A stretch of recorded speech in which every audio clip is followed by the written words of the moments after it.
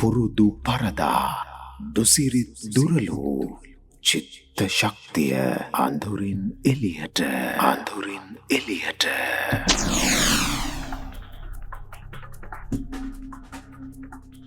අයිබෝවන් සුබෝදෑසනක් ප්‍රාර්ථනා කරනවා දෑබර හිතවතුනි. අපි අදත් මේ ලස්සන වැහිබර සෙනසුරාදාවේ සූදානම් අඳුරෙන් එළියට වැඩසටහන VFM ඔස්සේ විකාශය කරන්න.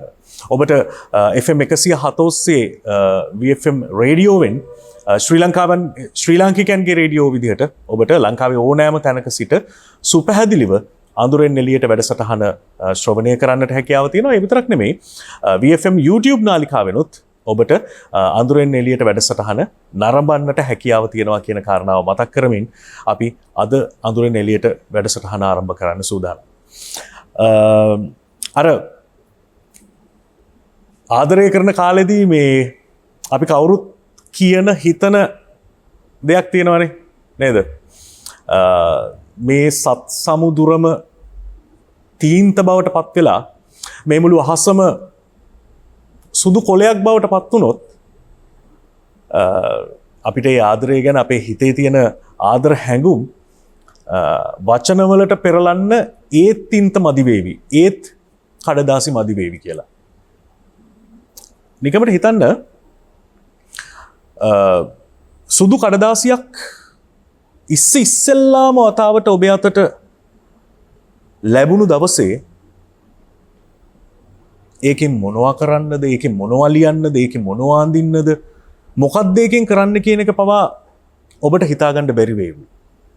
සමහර විට මේ හිස් සුදු කඩදාසියක් ජීවිතේ මුල්ම වතාවට ඔබට ලැබුණු දවසේදී මේ ඔබ මොකද්ද කරන්නේ, දවස මොකද්ද කියන එක ගැන ඔබට අදහසක් හෝ කල්පනාවක් සිහියක් නොතිබෙන්නේ නැති. මොකද ඔබත් තරම්ම පුංචි සන්ධිය ගත කරමින් හිටපු කාලෙනේ. හැබැයි මේ මතක් කරලා බලන්න ඔබ කවදාක හරි දැකලා තියෙනවද මේ පුංචි එකෙක්ට, නොතේරෙන පුංචි එකෙක්ට ඔය හිස් සුදු කොලේකුයි පෑනකුයි අතට දුන්නොත් මේ පුංචි එකා ඒ සුදු කොලේ මොනව කරයිද? ඔබ හරි. සමහර කෙනෙක් ඕකේ නොතේරෙන භාෂාවකින් බලි කූටු අඳීවි. සමහර විට නොතේරෙන කමට ඕක ගුලි කරලා ඉරලා විසි කරාවි. එහෙම නැත්නම් සමහර කෙනෙක් ඕක කෑලි කෑලි වලට කඩලා කටේ දමා ගනිවි. විවිධ දේවල් කරાવી නේද? මම ඕකෙම අනිත් පැත්ත ගැන ඔබට අවධානය යොමු කරන්න කිව්වොත් එහෙම ඔබ තේරෙන්න පටන් ගන්න කාලෙදී ඔබට සුදු කඩදාසියක් අතට ලැබුණම ඔබ මොකද කරන්නේ? සමහර විට ඔබ ඒ සුදු කඩදාසිය අතට ගන්නෙම අරමුණක් ඇතුව වෙන්න පුළුවන්. ලස්සන හැඩතල වලින් පිරිච්ච පාට ලස්සන චිත්‍රයක් අඳිවි ඔබ. ඔබ සිතුවමට දක්ෂ කෙනෙක් නම්. සමහර විට හරි අපූරු කවියක් ගෙත්තම් කරાવી ඔබ ඒ සුදු කඩදාසියේ. සමහර විට මුතු කැට වගේ අකුරු තියෙන කෙනෙක් අකුරු වලින් උනත් ඒකේ හරි ලස්සන සුන්දර දෙයක් ලියාවි. අද අඳුරෙන් එළියට වැඩසටහන ඇතුලේ මේ මං වැඩසටහන ආරම්භ කරන්නට කලින් මේ පූර්විකාවේදී ඇයි සුදු කොලයක් අරගෙන ආවේ කියලා සමහර විට ඔබට ප්‍රශ්නාර්ථයක් ඇති. ඇයි මං සුදු කොලයක් අරගෙන ආවේ කියලා මේ වැඩසටහන නිමා වෙනකොට ඔබටම දැනේවි. ඔබටම තේරේවි. මං සුදු කොලේ කතාව චුට්ටක්කට පැත්තකින් තියලා ඔබට ආරාධනා කරනවා සුපුරුදු පරිදිම මේ පැය ඇතුළත 7 ඉඳන් 8 වෙනකන් මේ පැය ඇතුළත ඔබට මේ ඔබේ ජීවිතයට බලපාන මත්ද්‍රව්‍ය හා සම්බන්ධ ගැටලු තියෙනවා නම් අපි හිතමු ඔබ සමහර විට මත්ද්‍රව්‍යයට ඇබ්බැහි වුණු කෙනෙක් වෙන්න පුළුවන්.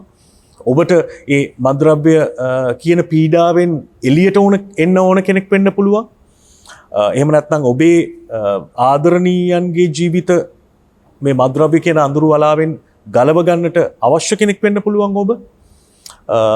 ඒ කෙනා ඔබේ සැමියාද බිරිඳද දරුවාද අසල්වැසියෙක්ද මිතුරෙක්ද මේ ඕනම කෙනෙක් වුණත් අපි ඔබට ඔබේ ජීවිතය අඳුරේ සිට ආලෝකයට පරිවර්තනය කරන්නට අඳුරෙන් එළියට ගෙන එන්නට මිතුරු සංවිධානයේ ආයතනයේ සහාය උපදේශනය ලබා දෙන්නට සූදානමින් ඉන්නවා. ඉතින් ඒ හා සම්බන්ධ ඔබට තියෙන ගැටලු අපට යොමු කරන්න පුළුවන්. එක දුරෑමතුමක් ලබා දෙන්න අපේ දුරකථන අංකය 0115 75 22 0115 75 22. එහෙම නැත්නම් මේ WhatsApp පණිවිඩයකින් හෝ SMS පණිවිඩයකිනුත් ඔබට ඔබේ නම ගම සහ දුරෑමතුම් අංකය සටහන් කරලා එවුවොත් අපිට ඒත් පුළුවන් ඔබට මිතුරු ආයතනයේ සහයෝගය ලබා දෙන්න ඔබේ ජීවිතයේ ජයග්‍රහණය සාර්ථකත්වයේ වෙනුවෙන් ඔබේ නම ගම සහ දුරෑමතුම් අංකය අපිට එවන්න 0715 233 333 අංකයට 0715 233යි 333. එමනම් අපි යමු අද අඳුරෙන් එළියට වැඩසටහනේ අපේ ආරාධිතයාව අපේ සම්පත්දායකයාව මුණ ගැහෙන්න. එහෙම නැත්නම් මේ අද මගේ අර සුදු කඩදාසියේ ඒ සංකල්පයේ මූලිකයා කතානායකයා අපි සුපුරුදු පරිදි ඔහුගේ අනන්‍යතාවය හෙළි නොවන ආකාරයෙන් ආරූඪ නාමයකින් ඔහු හඳුන්වන්නේ. අද අප සමගින් VFM අඳුරෙන් එළියට වැඩසටහනට එහෙම නැත්නම් මේ අඳුරු කුටියේ විශේෂ අසුනට අපි ආරාධනා කළේ අජිත්ට. අජිත් අයිබුවන් සුබ දැසනක්. සුබ දැසනක්. අජිත් මේ ඔබ දැන් මේ මිතුරු ආයතනයෙන් ඇවිල්ලා අදට දවස් කීයද හරියටම? දවස් 3ක් වගේ. දවස් 3ක්. හරි. හැබැයි දැන් දවස් 3ක් ඔබ ඔබේ ආදරණීය බිරිඳ දුව පුතා එක්කලා කාලය ගත කරගෙන ඉඳද්දී ඔබට මේ සමීපතම ළඟම ඥාතියෙක්ගේ මේ අවමංගුල් උත්සවයකට සහභාගී වෙන්න සිද්ධ වෙනවා. ඇත්තටම දැන් මේ වෙනදට අවමංගුල් උත්සවයකට සහභාගී වෙන අජිත් තමයි අජිත් මේ ඒ මලගෙදර සියලු වැඩ කටයුතු හොයලා බලලා සංවිධාන කටයුතු කරලා ඒ කියන්නේ රැලි වෙනකන් නිදි මරණ එකේ සිට අවසන් කටයුතු නිමා වෙන මොහොත දක්වා සියලු දේවල් කරට අරගෙන ඔබේ ගමේ කරන්නේ. හැබැයි මේ පාර මලගෙදරට ගියාට පස්සේ ඔබට මේ ඔබේ ජීවිතය ගැනත් සාමාන්‍ය මිනිස්සුන්ගේ ජීවිතය ගැනත් හොඳ අවබෝධයක් ලබා ගන්න පුළුවන් වුණා. කොහොමද මේ මිනිස්සු අජිත්ව පිළි අරගත්තේ? ඔය ඇත්තටම මේ හැමෝම දැන් හිටපු මේකත් එක්ක මේ හැමෝම මේ කියන්නේ මාව කාලෙකින් දැක්කේ. මේ දැක්කාන් පස්සේ ඒගොල්ලෝ මේ මගේ ස්වරූපේ තමයි ඉස්ලාම දකින්න දැක්කාන් පස්සේ අර හිටපු තත්ත්වෙ මුකුත් නැහැ. ඒ මොකද මම මේ හිටපු තත්ත්වෙ නැහැ. ඒකින්ද මේ ඒගොල්ලෝ මේ මට නිකන් විශේෂ තැනක් දුන්නා වගේ මට නිකන් දැනුණා මේ අර ඉන්න මුකුත් මේ දෙයක් කරන්න කිසි දෙයක් දෙන්නේ නැහැ. ඒ කියන්නේ අමතර ගෞරවයක්. ඔව්. එහෙම දෙයක් මට දැනුණා. මොකද මේ කිසිම දෙයක් මේ කරන්න එහෙම යොමු කරන්න මොකුත් නැහැ.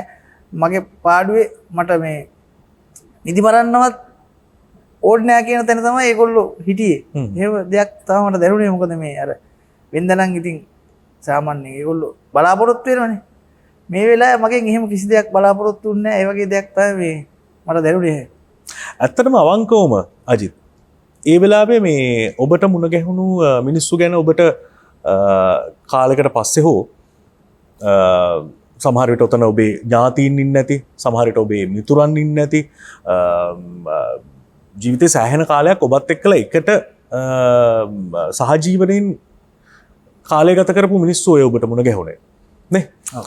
ඒ මිනිස්සු ගැන ආදරයක්ද ඇති වුණේ මොකක්ද ඔබට ඒ වෙලාවේ ඒ මිනිස්සු ගැන, ඒ හිතවතුන් ගැන ඔබේ හිතේ ඇති වෙච්චි හැඟීම? එතන මේ හුඟක් අය ගැන මේ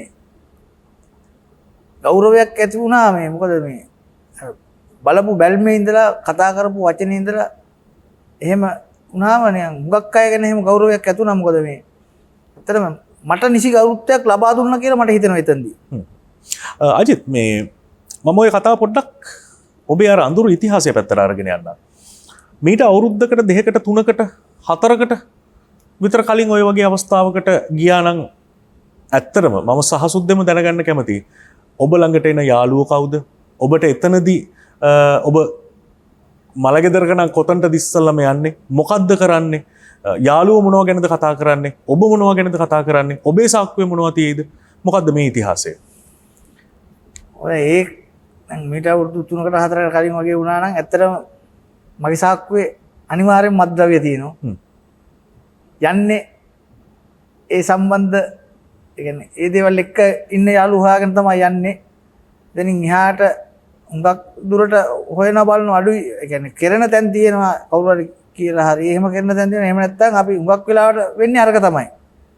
ඉස්ලාම ගිහිල්ලා මත්ද්‍රව්‍ය පාවිච්චි කරන්නේ කොහොමද කියන තැනට තමයි අපි යන්නේ. ඒ ගියන් පස්සේ මත්ද්‍රව්‍ය ගත්තට පස්සේ අපි කරන එක වෙනම පැත්තක්. නමුත් අර වෙන්නේ අරක තමයි. ඒතකොට මේ අපේ ඥාති ඉන්නවද මේ අපි ගරුකරු යුතු පුද්ගලයෝ ඉන්නවද ඒ දේවල් ගැන එච්චර මේ තැකීමක් තිබුණේ නැහැ ඇත්තටම. මොකද මේ කොටම කතාව අවසන් ගෞරව දක්වන්න පවා යන්න කලින් මත්ද්‍රව්‍ය පාවිච්චි කරලා නෑනේ. අනිවාර්යෙන්ම මට ඒ වගේ දවසක ඔබ ගත කරන විදිහ දැනගන්න කැමතියි. ඉස්සල්ලාම ගිහිල්ලා ඔබ කාවද මුණ ගැහෙන්නේ? සමහරට ඔබ කියන කෙනා මම අඳුරන්නේ නැති වෙන්න පුළුවන්. මේ වෙනතේදී අපිව බලාගෙන ඉන්න අපිව ශ්‍රවණය කරන කෙනෙක් දන්නේ නැති වෙන්න පුළුවන්. ඔබ කවුරු ගාවටද යන්නේ? ඒ ගිහිල්ලා කොහොම තැනක්ද ඔබ තෝරගන්නේ මත්ද්‍රව්‍ය පාවිච්චි කරන්න? ඒකට අනික් ඔබේ මිතුරන් හෝ සහචරයන්ව එකතු කරගන්නේ කොහොමද? මම මේ සංස්කෘතිය ගැන ඔබෙන් දැනගන්න කැමතියි. කොහොමද මේ අවස්ථාවට ප්‍රවේශ වෙන්නේ ඔබ? කියන්නේ දැන් සාමාන්‍යයෙන් අපි ඒ තැනකට ගියාම මේ අපි මේ කටින් කියන්න ඕනේ නැහැ. ඒ සම්බන්ධ අය දන්නවා මේ වෙලාවේ මේකට තමයි මේ ලෑස්ති වෙන්නේ කියන දේ. එතකොට ඒ අය මේ නිකම්ම මේ කියන්නේ මේ කවුරුක්වත් කියන්න කරන්න අපි වුණත් කියන්න ඕනේ නැහැ. දන්නවා ටක් ගාලා ඒ අදාළ තැන් වලට ඒගොල්ලෝ එනවා මේ මොකද ඒක මේ දන්නවා අනිවාර්යෙන් දැන් මේ වෙලාවේ වෙන්නේ මේක තමයි කියන දේ දන්නවා මේ හැමෝම කියන්නේ ඒ මත්ද්‍රව්‍යත් එක්ක ඉන්නකොට දන්නවා හැමෝම දන්නවා රයිට් දැන් මේ වෙලාවේ මේක තමයි කරන්නේ. ඒතර ඒගොල්ලෝ කවුරු කියලා කරන්න දෙයක් නැහැ නිකම්ම එනවා දැන් අපි ඉන්න තැනට එනවා. ඒතකොට ඉතින් අපි කවුරුක්වත් නැති තැනක් ඉතින් අපි දන්නවනේ ඉතින් අපේ ඉන්න ඒරියා එකේ ඉතින් අපි දන්නවා ඉතින් මේක මේ තැනට මේ වෙලාවේ හොඳම තැන මෙතන තමයි කියලා අපි ඉතින් ඒ තැනකට තමයි ඉස්සෙල්ලාම යන්නේ. ඊට පස්සේ ඉස්සල්ලාම මත්ද්‍රව්‍ය භාවිත කරනවා. ඔව්. ඊට පස්සේ මලගෙදරට ගිහිල්ලා ඊට පස්සේ මලගෙදරට ගිහිල්ලා ඉතින් අපිට කරන්න පුළුවන් දේවල් තියෙනවා නම් ඒ දේවල් හොයලා බලලා කරනවා. මොකද මත්ද්‍රව්‍ය අරන් ඉන්නේ ඒතර කිසි ප්‍රශ්නයක් නැහැ. මේ අපිට කරන්න පුළුවන් දේවල් හොයලා බලලා ඒ දේවල් කරලා දෙනවා. ඒ දේවල් එතනින් එහාට ගැටලුවක් නැහැ. නමුත් අපි මත්ද්‍රව්‍ය පාවිච්චි නොකර හිටියනම් ඒකක්වත් වෙන්නේ නැහැ. මත්ද්‍රව්‍ය ටිකක් ඇඟට වැටෙනකන් ශරීරගත වෙනකන් ඒ කිසි දෙයක් සිද්ධ වෙන්නේ නැහැ. නෑ. ඔබ අර මේ ඉස්සල්ලා කිව්වා මේ දැන් මේ පහුගිය දවසකට තිබුණු ඔබේ සමීපතම ඥාතියාගේ මලගෙදරට ගියපු වෙලාවේ දැකපු අය ඔබ සතුටු ඔබව දැකලා එතන හිටපු අය සතුටු වුණා. එතනින් ගියාම ඔබට වෙනදාට වඩා විශේෂත්වයක් ගරුත්වයක් එතනදී ලැබුණා. සමහර විට ඔබ වෙනස් වෙලා නිසා වෙන්නේ නැති කියලා. ඔවුන්ට දැනෙන්න මොකක්ද ඔබේ තිබුණු වෙනස්කම? ඔබේ මුහුණ ඇඟපත සමහර විට ඔබේ ඇස් දෙක ඔබේ සිනහව මේ සියලු දේවල් සමහරට වෙනස් වෙලා ඇති. ඔබ දැන් කණ්ණාඩියක් ඉස්සරහට ගිහලා බලනකොට එදා සහ අද අතරේ මොනවද ඔබට දැනෙන වෙනස්කම් තියෙන්නේ අජිත්? එතනම ස්වරූපේ සාමුලින්ම වෙනස්. ඒ කියන්නේ මේ පොඩ්ඩක් පාට වැටිලා තියෙනවා, මුණවල් කටවල් පිරීලා තියෙනවා. බැලුමට ඕන කෙනෙක්ට තේරෙනවා. ඒ කියන්නේ අර හිටපු ස්වරූපෙත් එක්ක ස්වරූප වෙනස් වෙලා කියන දේ පේනවා. ඇඟපත දිහා බැලුවත් මුකුත් එහෙම දෙයක් නැහැ. ඒ කියන්නේ මේ අර මත්ද්‍රව්‍ය ගන්න නැහැ කියන දේ අර තේරෙනවනේ. ඒ දේවල් එක්ක තමයි මං හිතන්නේ අර ඒ කියන දේවල් මේ ලැබුණේ කියන එක මට හිතෙනවා එහෙම. දැන් අජිත් මේ දැන් විශේෂයෙන්ම මේ වැඩසටහන අහන නරඹන දැන් වැඩසටහනට කලිනුත් අපි දෙන්න මේ සම්බන්ධව කතා කළා. මේ වැඩසටහන අහන නරඹන මේ විශේෂයෙන්ම මේ තාරුණ්‍ය ගත කරන දරුවන්ට ඒ දරුවන්ගේ අම්මලා තාත්තලාට වඩා දැනෙයි දැන් ඔබට ඔබේ ස්වරූපයෙන් ඔබේ ශරීරයෙන් ඔබට දැනෙන වෙනසට වඩා ඒ දවස්වල ඔබේ මූණ තිබුණේ කොහොමද ඔය ඔබ කියපු විදිහට අතපය තිබුණේ කොහොමද කියලා කිව්වොත් තව ටිකක් මත්ද්‍රව්‍ය මිනිසුන්ට එපා වෙයි නේද? කොහොමද ඒ දවස්වල ඔබ හිටියේ? ඔව් ඇත්තටම මේ තරහොද අපිරිසිදුයි අපි. ඒක මූලික දෙයක් තමයි. ඒ කියන්නේ මේ පිරිසුදුව ඉන්න එහෙම අවශ්‍යතාවයක් ඇත්තටම නෑ. රැවුලක් කපන්නකෝ එහෙම උමනාවක් නෑ. මූණක් කටක් හොදන්නේ නෑ හරියට. කෙට්ටු වෙලා මූණවල් බැහැලා මොකද මේ කෙනෙක් දැක්කාම අප්‍රසන්නයි ඇත්තටම. ස්වරූපේ තව කෙනෙක් දැක්කාම හොඳටම තේරෙනවා. ඒ කියන්නේ එහෙම අප්‍රසන්න භාවයක් තමයි තියෙන්නේ සම්පූර්ණයෙන්ම. එතකොට මේ හුඟක් වෙලාවට අර පිළිකුල් කරනවා කියන්නේ මිනිස්සු. ඒ ස්වරූපේ තමයි තියෙන්නේ. නමුත් අර ඒ ස්වරූපේ නැති හින්දා තමයි මම මේ එතනට ගියාම මට කියන්නේ මම කතා කරන්න ඕනේ නැහැ කාත් එක්කවත් දැක්කහම හැමෝම ඇවිල්ලා කතා කරන තැනට ඒ තත්ත්වය තමයි තියෙන්නේ.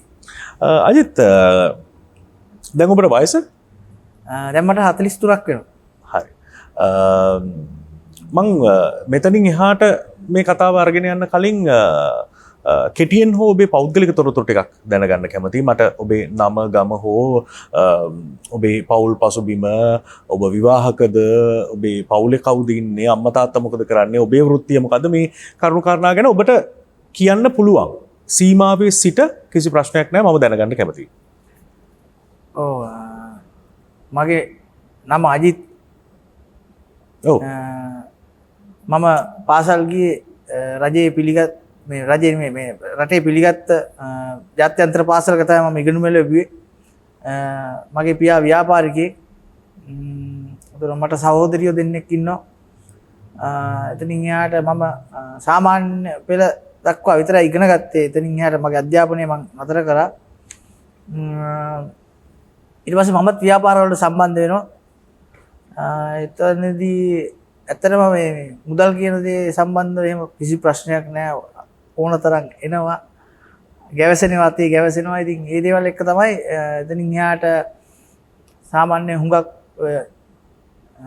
පොදු දේවල් වලට තමයි සම්බන්ධ වෙන්නේ හැම වෙලේම. මේ කියන්නේ මේ ගමේ වුණත් හැම දෙයකටම සහයෝගය දෙනවා. මූලික වෙලා කරනවා. ඉතින් එහෙම තමයි මගේ ජීවිතේ මම ගෙනියන්නේ මේ ඉස්සෙල්ලා. මම මෙහෙම ප්‍රශ්නයක් ඇහුවට කමක් නැද්ද දන්නේ නැහැ. ඔබ පාසල් යන්නේ ඔබේ ගම්පියසට සෑහෙන දුර තියෙන ඉස්කෝලේකට. මං හරිනම් කිලෝමීටර් අඩුම ගානේ 250ක් 260ක් 200 ඒ වගේ ඔබේ නිවසේ සිට ඒ තරම් විතර දුරක තියෙන පාසලකට ඔබ යන්නේ. එතකොට ඔබ පාසලේ නේවාසිකව ඉඳගෙන සාමාන්‍ය වහරෙන් කියනවා නම් හොස්ටල් එකේ ඉඳගෙන තමයි ඔබ ඉගෙන ගන්න. ඒ ජීවිතේ ගැන ඔබට ආපස්සේ හැරලා බලනකොට ඔබට සතුටක්ද තියෙන්නේ දුකක්ද තියෙන්නේ? මොකද ඔබට අම්මා තාත්තා නැතුව ඉගෙන ගන්න වෙන්නේ. සහ ඔබ දන්නවා හොඳටම දැන් මේ වෙනකොට ජීවිතේ ඒ කාලය තමයි ශක්තිමත්ම පදනම වැටෙන්නම ඕනේ කාලය. ඔබට හිතෙන්නේ කොහොමද ඒ කාලය ගැන ආපස්සේ හැරලා බැලුවහම? ඇත්තටම මේ සමහරක් තැන්වලදී මට හිතිලා තියෙනවා මේ කියන්නේ මම ඉන්න කාලේ ඇවිල්ලා මේ සාමාන්‍යයෙන් ඕනම ළමෙක්ට මේ කවුරු හරි ළඟින් ඉන්න ඕන වයසක් තමයි ඒක. ඒක මේ කියන්නේ කටින් කියන තත්ත්වයක නෑ කවුරුක්වත් කිසිම කෙනෙක් එහෙම මං හිතන්නේ එහෙම ඒ තත්ත්වයක. නමුත් අර තව කෙනෙක්ගේ මේ කවුරු හරි මගේ ළඟින් ඉන්නවා කියන හැඟීම දැනෙන්න ඕන වයසක් ඒක. කියන්නේ සාමාන්‍යයෙන් අවුරුදු 13 පෙන්නට පස්සේ ඒක මේ අපේ සිතුවිලි වෙනස් වෙන වයස තමයි 13න් පස්සේ කියන්නේ. දැන් අජිත් ඒ කියන්නේ දැන් ඔබට තව කෙනෙක් ඔබේ පිටිපස්සෙන් ඉන්න ඕනේ. සමහර විට ඔබට හරි පාර කියන්න වෙන්න පුළුවන්. නැත්තම් හොඳ නරක දෙක තේරුම් බේරුම් කරලා දෙන්න වෙන්න පුළුවන්. මොකක්ම හරි හේතුවකට. එතකොට ඒ කාලේ ඔබේ අම්මා තාත්තා මොකද්ද කරමින් හිටියේ? ඇයි ඔබව ඒ තරම් දුර පාසලකට යවුවේ? මං හිතන්නේ ඔබේ පෞද්ගලික නිවසේ ඉඳලා හයියෙන් හුවක් කිව්වත් ලංකාවේ තියෙන හොඳම ජාතික පාසලක් ළඟ තියෙනවා. ඇයි ඔබට එච්චර දුර පාසලකට යන්න අම්මලා තාත්තලා තීරණය කළේ? ඇත්තටම ඒ කියන්නේ මේ තාත්තට ලොකු උමනාවක් තිබුණා මට හොඳට උගන්වන්න. මං යන කාලේ එක්ක බැලුවාම මාව දාපු පාසල ඇවිල්ලා සාමාන්‍යයෙන් ලොකු පිළිගැනීමක් තිබුණු පාසලක්. විනය සම්බන්ධයෙන් ලංකාවේ තියෙන මේ ඉහළම පිළිගැනීමක් තියෙන පාසලක්. ඔව් විනය සම්බන්ධයෙන් අධ්‍යාපන සම්බන්ධයෙන් ක්‍රීඩා සම්බන්ධයෙන් ඒ කියන්නේ නම කිව්වනම් ඇති ලැබෙන්න ඕන සියලුම දේවල් ලැබෙනවා.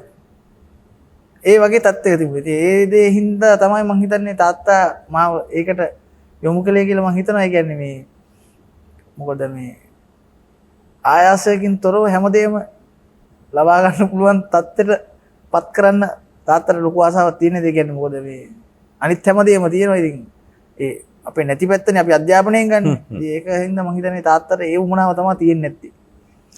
එතකොට රජිත් දැන් ඔබ පාසල් යන කාලෙදී ඔබ සාමාන්‍ය පෙළ දක්වා පමණයි ඒ පාසලින් ඉගෙනුම ලබන්නේ. එතකොට මේ සාමාන්‍ය පෙළ දක්වා ඔබ ඒ ඉගෙනගත්ත කාලයේදී ඔබට ඒ පාසලෙන් මද්ද්‍රව්‍ය සම්බන්ධව හුරුවක් හෝ මද්ද්‍රව්‍ය භාවිතයට මොකක්ම හරි නැඹුරුතාවයක් ඇති වෙන ආකාරයේ මිතුරන් හෝ සමාජ වටපිටාවක් ඇති වුණාද නැද්ද පාසලේ? පාසලේදී මද්ද්‍රව්‍ය කියන දේ කියන්නේ මේ එහෙම අපි මද්ද්‍රව්‍ය ගන්න තත්ත්වෙට පස්සේ නමුත් අපි පාසලේදී දුම්වැටි පානය කරා. මොකද ඔක්කොම හිටියේ ලොකු පවුල් වල අය හිටියේ. ඒගොල්ලන්ට මේ දේවල් සාමාන්‍ය දේවල් මේ කියන්නේ අපිටත් එහෙම තමයි. මොකද එහෙම දැනෙන හිතන කාලේ වයසක් නෙවෙයිනේ. එතකොට මේ දුම්වැටි පානය කරනවා අපි දිනපතා පානය කරනවා. අපිට එළියට යන්න කරන්න පුළුවන්. ඒකට එහෙම තිබුණා මද්ද්‍රව්‍ය කියන දේ ඒ කාලේ වෙද්දි එහෙම රටේ වුණත් ලොකුවට මද්ද්‍රව්‍ය කියන දේවල් මේ අර ප්‍රචලිත වෙලා තිබුණේ නැහැ මේ ඒව තත්ත්වයක් තිබුණේ. නමුත් අර ඒ ඉස්කෝලෙන් අයින් වෙනවත් එක්ක තමයි මද්ද්‍රව්‍ය කියන දේවල් එක්ක අර අපි හොයන්න ගන්නවනේ. පාසලේ ඇතුලේ ඉන්නේ නැද්දි අපි ඒක දැක් හොයන්නේ නැහැ. නමුත් එළියට ආවට පස්සේ අපිට නිදහස ලැබෙනවා. ඒ දේවල් හොයාගෙන යන්න. එතනත් එක්ක තමයි මේ ඒ දේවල් මේ පාත්තගෙන යන්න මේ අවශ්‍ය ඉඩකාවස්කාශ ලැබෙන්නේ. ඔබ හොඳ තැනකට ආවජිත්. දැන් ඔබ සාමාන්‍ය පෙළ විභාගයේ ඉවර වෙලා නැවත ඔබ එනවා ඔබේ උපන් ගම වෙත මේ කොළඹට. එතකොට දැන් ඔබට තේරෙනවා අවුරුදු 16ක 17ක කොල්ලෙක් ඉන්න ඕන තැනක් නෙමෙයි එතන කියලා. සමහර විට ඔබ ඔබේ දරුවන්ට ඒ මාර්ගෝපදේශනය ලබා දේවි. හැබැයි ඒ මොහොතේදී ඔබ හිරිමල් තරුණයෙක් විදිහට පාසල් තාරුණ්‍ය ගත කරන කෙනෙක් විදිහට ඔබ කොළඹට එනවා. ඒ මීට අවුරුදු 27කට 28කට විතර කලින් නේ. එතනින් තමයි මේ හැමදේම වෙනස් වෙන්න පටන් ගන්න. කොහොමද ඔබ ඉස්සෙල්ලාම ගංජා සුරුට්ටුවක් කරන්න ඔබ දැනගන්නේ, දැකගන්නේ, අත්හදා බලන්නේ මොකක්ද ඒ සිදුවීම? මගේ ගමට අල්ලපු ගමේ ඒ කියන්නේ මගේ යාළුවෙක් ඉන්නවා. ඒ යාළුවා ගංජා බිස්නස් කරනවා. ඉතින් මම යනවා එනවා අපි සම්බන්ධ තියෙනවා. ඒ කියන්නේ එහෙම ලොකු මේකක් නෑ. නමුත් යනවා එනවා. ඒ ගියාම මට හිතෙනවා මේ ඒ කියන්නේ සිගරට් බොන පුරුද්ද තියෙනවනේ. අරකට මට බීලා බොන්න හිතෙනවා. බීලා බලන්න හිතෙනවා. ඉතින් ඒ දේ එක්ක තමයි මේ කියන්නේ එදා බොනවා. බිව්වට පස්සේ කියන්නේ මේ සල්ලි යන්නෙත් නෑ අපිට. නිකන් ලැබෙනවා. යාළුවනේ. ඉතින් ඒ දේත් එක්ක මේ ඊට පස්සේ ඒක දිගටම පුරුද්දට යනවා. මේ ඊට පස්සේ ඒ දේම මගේ ගමේ යාළුවෙක් මගේ හොඳම යාළුවෙක් ඒ දේ කරගෙන පටන් ගන්නවා. ඉතින් එතකොට අර තිබුණට වැඩිය නිකන් තල්ලුවක් හම්බුණා වගේ අර අපේ කතා භාෂාවට කියනවා අපි නිකන් ලොකු තල්ලුවක් ලැබුණා වගේ තමයි. මොකද මේ අවශ්‍ය තරම් දේවල් අවශ්‍ය කරන හැමදේම ළඟම තියෙනවා. ඒ වගේ වාතාවරණයක් ආවා. ඉතින් එතකොට ඒකට තදින්ම අභ්‍යාස වෙනවා මම ඒ අවස්ථාවේදී. එතකොට රජිත් දැන් ඔබ ගංජා කියන මද්ද්‍රව්‍ය භාවිත කරන්න පටන් අරගෙන යම් කාලයකදී මේ ලංකාවේ තියෙන සියලුම මද්ද්‍රව්‍ය පාවිච්චි කරන්න ලැබුණොත් භාවිත කරලා බලන්න අත්හදා බලන්න හෝ කෙටි කාලයකදී පත් වෙනවා. මේ තත්ත්වයට එන්න කොච්චර විතර කාලයක් ගත වෙන්නේ නැද්ද?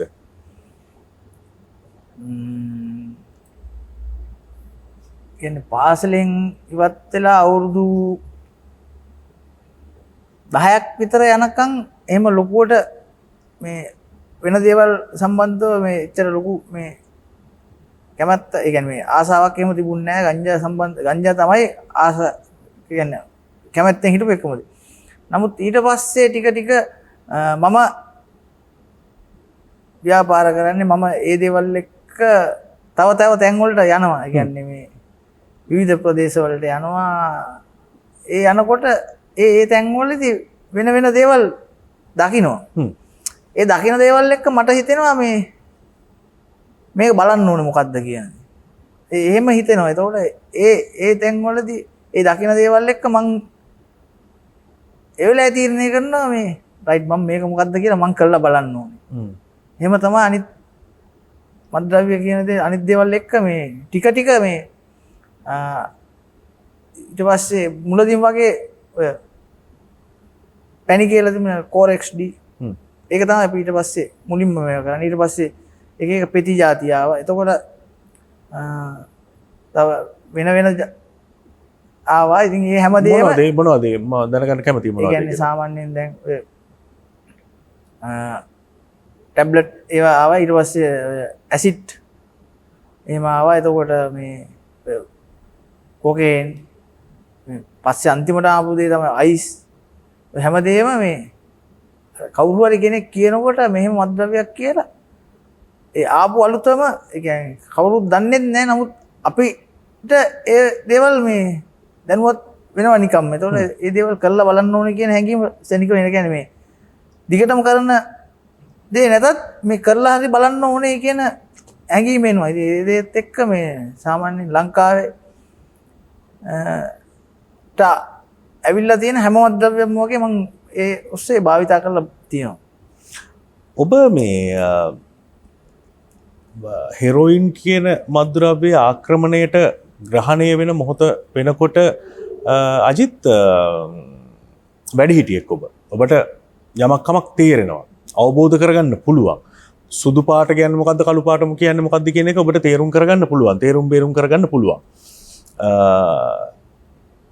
දැන් අද මේ මොහොතේ ඉඳලා ඔබට පිටිපස්සේ හැරිලා බලලා කල්පනා කළොත් එහෙම ඔය කිසිම මත්ද්‍රව්‍යයකට වඩා හෙරොයින් වල තියෙන භයානකමක් ඔබට පේන්න තියෙනවද මොකක් හරි? ඇත්තටම මේ හෙරොයින් කියන මත්ද්‍රව්‍යයේ තියෙන භයානකකම ඇවිල්ලා මේ ඒ දෙයට අබ්බය වුණාට පස්සේ මේ ඒ දේ වෙනුවෙන් ඕනම දෙයක් කරන්න තැනටපත් වෙනවා. ඕනම දෙයක් කැප කරන්න පුළුවන්. ඔව් ඕනම දෙයක් කැප කරන්න ඕනම විනාශකාරී දෙයක් කරන්න ඕනම ඒ වගේ තැනකට පුද්ගලයෙක් මේ පත් වෙනවා නිකම්ම. කියන්නේ කෙනෙක් මරන්න වෙන්න පුළුවන්. තව කෙනෙක්ගේ දෙයක් හොරකම් කරන්න වෙන්න පුළුවන්. ඒ වගේ අපි හිතන්නේ නැතිව ඕනම විනාශකාරී දෙයක් කරන තැනටපත් වෙනවා නිකම්ම මේ හෙරොයින් කියන දේත් එක්ක මේ පුද්ගලයෙක්. ඔබත් එක්කලා මේ ඒ දවස්වල හෙරොයින් පාවිච්චි කරපු යාළුවෝ දැන් මොකද කරන්නේ? ඒගොල්ලෝ ඉතින් තාමත් හෙරොයින් පාවිච්චි කරනවා. මොකක්ද ඒ අයගේ තත්ත්වය? දැන් මොනවද ඒගොල්ලෝ කරන්නේ? හෙරොයින් බොනුවට අමතරව මොනවද සිද්ධ වෙලා තියෙන වෙනස්කම් විපර්යාසය? ඇත්තටම ඒගොල්ලෝ ඇවිල්ලා වාහන තියාගෙන හොඳට සල්ලි තියාගෙන ඒ අතරතුර හිටියා බිස්නස් කරන යාළුවෝ හිටියා, පොලියට දෙන යාළුවෝ හිටියා. ඒ වගේ ලොකු මේ ව්‍යාපාර කරපු යාළුවෝ හිටියා. නමුත් මේ වෙනකොට ඒ කිසි දෙයක් නැහැ. කිසිම දෙයක් නැහැ. ඔවුන් ළඟ හිටපු අයවත් නැහැ. අඩු ගානේ තමන්ගේ කියලා කිසිම කෙනෙක් නැහැ.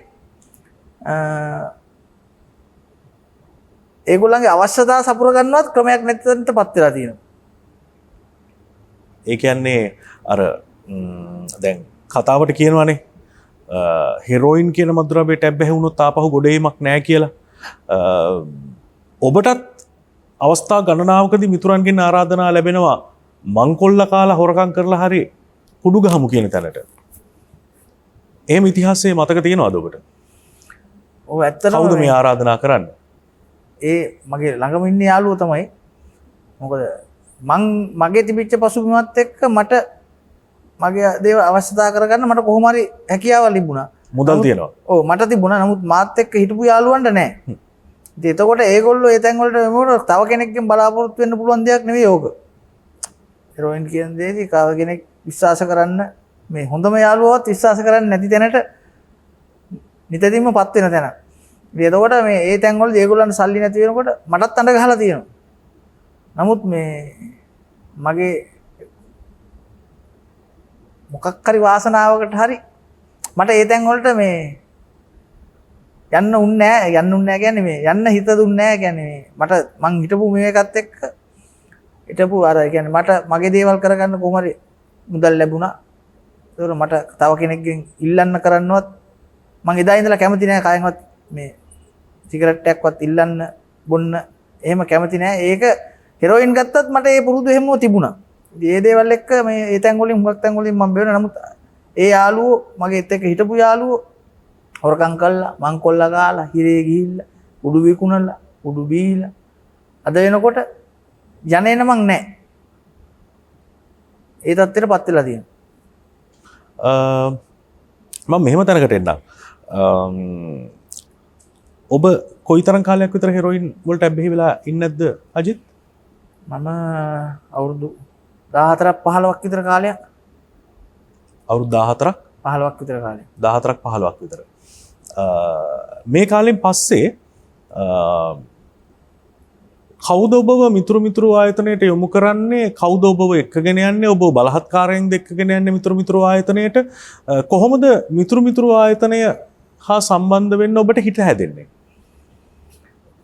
ඔය අන්තිම කාලේ වෙනකොට මටත් මේ හැමදේම ඇති වෙලා තිබුණා. මොකද මේ මට සමහර තැන් තියෙනවා මං හිතන්න ඕන තැන් තිබුණා මේ ඒ දේවල් මගේ අතින් වෙන්න ඕනේ කියන දේවල්. ඒ කියන්නේ මොකද මම ගත කරපු ජීවිතෙත් එක්ක මගේ ජීවිතේ මට තිබුණා මේ අර හෙරොයින් භාවිතා කරත් මගෙන් වෙන්න ඕනේ කියලා හිතාගෙන හිටපු දේවල් තිබුණා. ඉතින් ඒ දේවල් ඔළුවේ කොයිලෙත් වැඩ කරා. ඉතින් එතකොට මම මේ හෙරොයින් භාවිතා කරන ගමන් මට මේ දේවල් එකක්වත් කරන්න බෑ. මට මේ දේවල් නවත්තන්න. මොකද ඒ වෙනකොට මම හෙරොයින් කියන දේ විතරක් නෙවෙයි හැම මත්ද්‍රව්‍යයක්ම මේ සාමාන්‍ය පුද්ගලයෙක් පාවිච්චි කරනවට වැඩි ප්‍රමාණයට අර එපා වෙනවා කියන තැනට යනකම් පාවිච්චි කරලා තිබුණා. ඒතකොට මටම ඒ දේවල් පිළිබඳ මේ ගොඩක් මේ එපා වීමක් තිබුණා. මේක මට හරියන්නේ නැහැ. මේක නවත්තන්න ඕනේ. මොකද මං ඒ හිටපු තත්ත්වෙත් එක්ක හිටපු කරපු දේවල් එක්ක හැමදේම මගේ ඇස් පෙනා පිට මට නැති වෙනවා දැන් මේ ක්‍රමක්‍රමයෙන්. ඉතින් එතකොට ඒ තැන් වලදී මං හුඟක් මේ මට දැනුණා මේ දේවල්. يعني මිනිස්සු සලකපු විදිය, මිනිස්සු කතා කරපු විදිය, මං කරපු දේවල්. ඒ හැමදේම මගේ ඇස් පෙනා පිට නැති වෙනකොට මට මේ දේවල් ගැන මේ දැනුණා. තදින් දැනිච්ච තැන් තියෙනවා. ඉතින් ඒ තැන් වලදී මට හුඟක් හිතුණා මේ මම මේ දේ නවත්තන්න ඕනේ කියන දේ. ඉතින් ඒ අතරතුර අම්මත් කියනවා මේ මෙහෙමයි කියලා. ඊට පස්සේ අම්මම තමයි මට මේ පත්තරේ ආටිකල් එකක් පෙන්නලා කියන්නේ. පෙන්නනවා. පෙන්නුවෙන් පස්සේ මම තීරණය කරනවා හරියට මේ මෙහෙනම් අපි යන් කියලා. එහෙම තමයි මම මිතුරු ආයතනයට යොමු වෙන්නේ. මට මේ දයබර හිතවතුනි මේ ඔබට නැවත වතාවක් සිහිපත් කරන්න හිතුණා. අද වැඩසටහනේ මම ඔබට අරගෙන ආපු පූර්විකාව. අර සුදු කොළය ගැන. අජිත්ට මේ මත්ද්‍රව්‍ය හෝ හෙරොයින් මුණ ගැහෙන තැනදී සාමාන්‍ය පිරිමියෙක්ට වඩා බොහෝ අත්දැකීම් තමන්ගේ ජීවිතයට එකතු කරගෙන හිටපු කෙනෙක් අජිත් කියලා කියන්නේ. එතනදී මේ අර ඉස්සෙල්ලාම සුදු කොළයක් අතර ගත්ත පුංචි දරුවෙක් කරපු වැඩේ නෙමෙයි අජිත් කළේ. අජිත්ට හොඳ මොකක්ද නරක මොකක්ද කියලා තේරුම් බේරුම් කරගන්න තරම් පහන් හැඟීමක් මානසිකත්වයක් ඇති වෙලා තිබුණා. සමහර විට අජිත්තේ ඔබ විවාහ ප්‍රාප්ත වෙලා දරු දෙදෙනෙකුගේ පියෙක් වෙලා ඔබේ වගකීම් ටිකක් වෙනදාට වඩා වැඩි වෙච්ච නිසා වෙන්න පුළුවන්. මොනම හේතුවක් නිසා හරි. ඔබටම දැනෙන්න ගත්තා ඔබ මේ යන්නේ යමින් ඉන්න පාර වැරදි. දැන් මේක මෙතනින් නිමා කළ යුතුයි, අලුත් පාරක් සොයා ගත යුතුයි කියන කාරණාව. දැන් ඔබත් පිරිමි දරුවෙකුගේ තාත්තා කෙනෙක්. ඔබ හොඳටම දන්නවා සාමාන්‍යයෙන් පිරිමි දරුවෙක් අවුරුදු 14 15 16 කියලා කියන්නේ මේ දෙමං සලකා අනිවාර්යෙන් අතරමං වෙන වයස් සීමාවක්. ඔවුන්ට හිතාගන්න බෑ ඔවුන් තෝරගන්න ඕන පාර මොකක්ද කියලා. ඔවුන් යන්න ඕන තැන මොකක්ද කියන එක ඔවුන්ට හිතාගන්න බෑ. ඔබ ඒ වයස පහු කළා. මේ මොහොතේ ඔබේ දරුවගේ වයසේ ඔබේ පුතාගේ වයසේ ඉන්න කෙනෙක් මේ වැඩසටහන අහගෙන ඉන්නවා කියලා හිතලා මේ වැඩසටහන බලාගෙන ඉන්නවා කියලා හිතලා මම කැමති එක පැත්තකින් තාත්තා කෙනෙක් විදිහට එක පැත්තකින් අත්දැකීම් ගොඩක් තියෙන වැඩිහිටියෙක් විදිහට එක පැත්තකින් ජීවිතේ වැරදි පාරේ ගිහිල්ලා දැන් හරි පාරට වැටිච්ච මිනිස්සෙක් විදිහට ඔබෙන් අවවාදයක් ගන්න අවුරුදු 14 15 16 මේ හිරිමල් තාරුණ්‍ය ගත කරන හිරිමල් වයස ගත කරන තරුණයන්ට මොකද්ද ඔබට දෙන්න පුළුවන් අවවාදය උපදේශය? එතන ගත්තොත් මේ අවුරුදු 14 15 16 කියන්නේ මේ අපේ සිතුවිලි බොහොම ඉක්මනට මේ වෙනස් වෙනවා. මේ දැනෙන සිතුවිල්ල නෙමෙයි තව සුළු වෙලාවකදී තව වෙන එකක් එනවා. ඉතින් එතකොට මේ අර එතන මම මේ මට මේ පොඩි දෙයක් කියන්න ඕනේ මේ මට මේ මම මේ විතුරු එක්ක සම්බන්ධ වෙන්න කලින් දැනෙච්ච දෙයක් මේ මගේ පුතාට ඒ වයස අවුරුදු 14ක් වෙනකොට මම දන්නවා මම පුතාට යම් දෙයක් කියන්න ඕන නම් මේ මම හරි තැන ඉන්න ඕනේ යාට ඒ දේ කියන්න. ඒක මට තදින් දැනෙච්ච දෙයක්. මොකද මම ওই වයසින් නැද්දි මට තදින් දැනෙච්ච දෙයක් මට හැමදේම තිබුණා. සියලුම දේ තිබුණා. නමුත් ඒ හැමදේම තිබුණත් යම් කිසි තැනකදී දැනෙනවා මට මුකුත් නැහැ කියලා. හිස් බවක් දැනෙන තැනක් එනවා. ඒක මේ ඇත්තටම මේ ඒක ඒ දරුවා නෙමෙයි දෙමාපියෝ තේරුම් ගන්න ඕන දෙයක් තමයි එතන. අපි කොච්චර හැමදේම දුන්නත් අන්න බොන්න ඇඳුම් පැළඳුම් ඉල්ලන මොන දේ දුන්නත් නමුත් මේ ඒ ළමයින්ගේ ඒ කියන්නේ මම ඒ වයස පවු කරලා ඒ අත්දැකීම මම තේරුම් අරගත්ත ඉඳ මට ඒ දේ දැනෙනවා මේ ලොකු තනිකමක් දැනෙන තැනක් එනවා. මේ හැමදේම දුන්නත් අපිට මට කිසි දෙයක් නැහැනේ කියන තැනක් එනවා. ඒ කියන්නේ සමහර විට මේ එක වචනේදී එක වචනේ වෙන්න පුළුවන් දෙමාපියෝ සැර කළා කියන වචනේ වෙන්න පුළුවන් ඒ තැනට ඔළුව හැදෙන්න එහෙම වෙන්න පුළුවන්. ඉතින් එතකොට ඒ දේත් එක්ක ඇත්තටම මේ දරුවෝ වශයෙන් දරුවෝ උඟක් තේරුම් ගන්න ඕනේ මේ අපි හැම වෙලේම අපිට මේ විශ්වාස කෙනෙක් එක්ක හැමදේම කතා කරන්න පුරුදු වෙන්න ඕනේ. ඒ තමයි අම්මා වෙන්න පුළුවන් තාත්තා වෙන්න පුළුවන් එක්ක සහෝදරයෙක් වෙන්න පුළුවන්. ඒ වගේ කෙනෙක් ඒ දරුවෝ තෝරගන්න ඕනේ. හැමදේම කතා කරන්න. ඒ කියන්නේ හිතට එන හැඟීම් හැමදේම කතා කරන්න පුළුවන් තැනට එන්න පුළුවන් නම් මං හිතනවා මේ ඔය කියන ප්‍රශ්න එකක්වත් ඇති වෙන්නේ නැහැ. ඒ වගේ තමයි දෙමාපියන්ගේ පැත්තෙන් ගත්තත් දෙමාපියෝ හැම වෙලේම බලන්න ඕනේ මේ දරුවෝ මේ කියන කරන දේවල් වලින් තේරුම් ගන්න අමාරුයි මේ වෙනකොට. මොකද දැන් ඉන්න ළමයි තාක්ෂණෙත් එක්ක මේ ගොඩක් දේවල් ඔළුවට දාගෙන තියෙන්නේ වෙන වෙන ලෝකවල ඉන්නේ. ඉතින් එතකොට ඒ තැන් වලට ළමයින්ට ඒ දේවල් දෙන්න ඕනේ. නමුත් ඒ දේවල් දෙන්න ඕනේ සීමාවක් තියාගෙන ඒ දේවල් පිළිබඳ දෙමව්පියෝ දැනගෙන එහෙම දියලා ඒ අර සොයා මේ කියන්නේ ඒ දරුවෝ කරන කියන දේවල් නැතුව දරුවන්ගේ සිතුම් පැතුම් තේරුම් ගන්න පුළුවන් තැනට දෙමව්පියෝ යොමු වෙන්න ඕනේ. මොකද මේ වෙනකොට සාමාන්‍යයෙන් අවුරුදු 14 15 16 ඒ කියන වයස් වල මේ තදින්ම මේ මද්ද්‍රව්‍ය කියන දෙයට ඇබ්බැහි වෙගෙන යනවා. මොකද ඒක මම මේ සමාජයේ ඉන්න මිනිහෙක් පුද්ගලයෙක් හිටියට මම දකිනවා මේ ඒ කියන්නේ මේ පිරිමි දරුවෝ විතරක් නෙමෙයි. ඒ දෙයට තදින්ම මේ බැඳීම යන ගෑනු දරුවෝත් ඉන්නවා. මොකද මේ මම දැකලා තියෙනවා සමහර තැන් තියෙනවා මේ අපි පාවිච්චි කරනකොට අපි ළඟට ආපු තැන් තියෙනවා. ඉතින් එතකොට මේ දෙමාපියෝ අනිවාර්යෙන් මෙතනදි මේ ගෑනු දරුවෙක්ද පිරිමි දරුවෙක්ද කියන එක නෙමෙයි වැදගත්. දරුවාගේ මානසිකත්වය එයා හිතන්නේ කොහොමද? ඒගොල්ලන්ට මොනවද මේ අර මේ බාහිර දේ නෙමෙයි වැදගත්. ඕනම පුද්ගලයෙක්ට අභ්‍යන්තරයට දැනෙන දෙයක් තියෙනවා. ඔබට මට අපි හැමෝටම පොදුයි ඒදී. එතන තමයි අපි අල්ලන්න ඕන. මං හිතනවා එහෙම අල්ලන්න පුළුවන් තත්ත්වෙට ඒ කියන්නේ මේ යන දේ මේ යන ක්‍රමයේත් එක්ක සමහර තැන් වලදී බැලි වෙන්න පුළුවන්. නමුත් අපිට එතන අල්ලන්න පුළුවන් නම් මං හිතනවා මේ මිටඩි ලොස්සන සොඳුරු ලොවක් මේ නිර්මාණය වෙයි කියලා මේ දරුවන් විසින්. දෑබර හිතවතුනි මං හිතන්නේ මේ මට නැවත ඉවර කරන්න වෙනත් සටහනක් තියන්න අජිත් ඉතුරු කළේ නෑ. මගේ ප්‍රාර්ථනාවත් අපි හැමෝගෙම ප්‍රාර්ථනාව එයමයි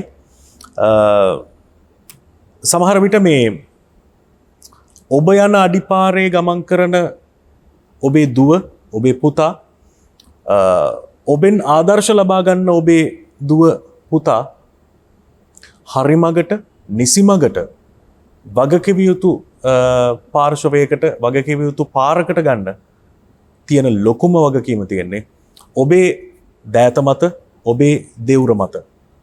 ඒ අමතක කරන්න එපා. ජීවිතයේ මේ අර අජිත් සඳහන් කරපු අවුරුදු 14 15 16 වගේ වයස්වල ඉන්න අම්මා තාත්තා ඒ දරුවන්ට පෙන්වා දිය යුතු පාර මොකක්ද කියන එක හොඳින් අවබෝධ කරගෙන සිටිය යුතුමයි. එතනින් එහාට ඔවුන්ට ඔවුන්ගේ ජීවිතය ගොඩනගා ගන්න පමණක් නොවේ. ඒ දරුවා මේ ලෝකෙට ඇස්සරපු දවසේ මතකද ඔබ ඒ දරුවව දෑතට අරගෙන කොතරම් සතුටු වුණාද කොතරම් හීන මැව්වද කියලා. අන්න ඒ හීන හැම එකක්ම නොවරදවාම ඒ දුව පුතා ඉෂ්ට කරනවා හැබෑ කරනවාමයි. ඒ විශ්වාසය තබා ගන්න. අපි අද දවසට වැඩසටහන සමාප්ත කරන්නයි සූදානම් වෙන්නේ. බොහොම ස්තුතියි අජිත් ඔබේ අදහස් ඔබේ අත්දැකීම් බෙදා ගන්න අප සමගින් අත්වැල් බැඳගත්තාට ඔබට සුබ අනාගතයක් ප්‍රාර්ථනා කරනවා. අපි හමු වෙමු දෑබර හිතවතුනි ලබන සතියේත් සුපුරුදු වෙලාවටම අඳුරෙන් එළියට වැඩසටහන ඔස්සේ. සුබ අනාගතයක් ඔබට. පුරුදු පරදා දුසිරිත් දුරලෝ චිත්ත ශක්තිය අඳුරින් එළියට.